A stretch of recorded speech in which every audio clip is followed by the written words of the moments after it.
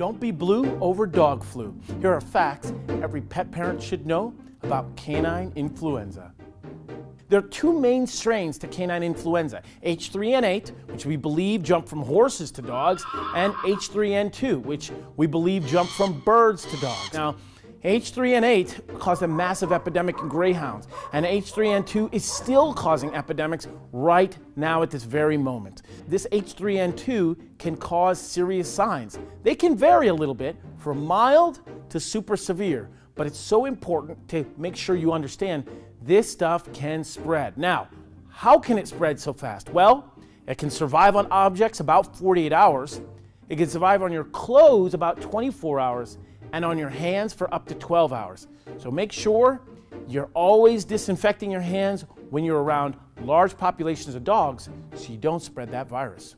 How do you know if your dog might have canine influenza? Well, it all starts usually with a very soft or moist cough. Some dogs will have nasal discharge or eye discharge, especially if canine influenza also is joined by other bacteria like Bordetella to really wreak havoc on the respiratory system. Now, it's so important to remember that these can start with a cough, and then as the cough starts, it begins to shed. All that virus now is suspended in the air for other dogs to catch, and this can happen for up to 24 days. Dogs tend to be very social. They like going to dog parks. They like going boarding and kenneling facilities. They like going to the groomer. And so if your dog does come in contact with canine influenza, it certainly is not just a cold to them. A lot of dogs will not eat. Some dogs will become very, very lethargic and slow. But fortunately, there is treatment. So there are two types of vaccines for canine influenza. There's one for H3N8 and there's one for H3N2. But here's the good news.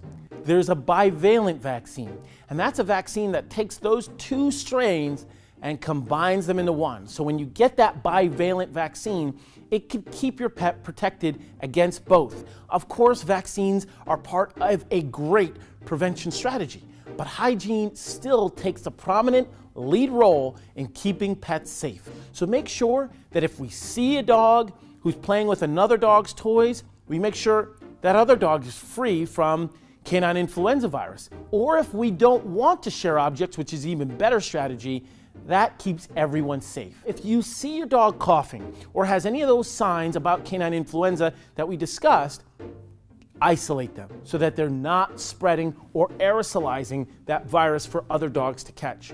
Quarantine them, but obviously they're not in punishment, but make sure it's a fun experience.